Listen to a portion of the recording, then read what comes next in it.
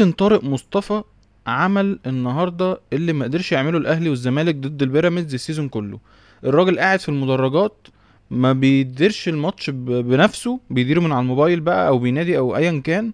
الراجل عمل ماتش تاريخي ضد بيراميدز، بصراحة بالنسبة لي من احسن حتى الماتشات في السيزون ده، من ساعة ما موضوع المجموعات ده بدأ. يمكن احسن الماتشات اللي اتلعبت السيزون ده في الدوري يعني. في البداية البنك الأهلي يتقدم بهدفين في الشوط الأول، فكلنا نتعشم إنه إيه والدنيا تمام وبتاع وخلاص البنك الأهلي كسب. طبعا لأ، عندك مدرب عامل زي السلحفة، بيتسحف يتسحف يتسحف ويخلي الماتش يرجع تاني 2-2 في أقل من نص ساعة من بداية الشوط التاني، فكلنا نقول خلاص بيراميدز هيكسب. ما هو بيراميدز 2-2 دي ولسه فاضل أكتر من تلت ساعة على نهاية الشوط التاني، يبقى احنا قلنا خلاص كده بيراميدز كسب. ولكن في مفاجأة غير متوقعة بالمرة، كابتن طارق مصطفى يعمل تبديلاته وتلاقي 4 أهداف بتسجيل من 4 لعيبة كانوا في الزمالك ومشيوا من الزمالك ببلاش.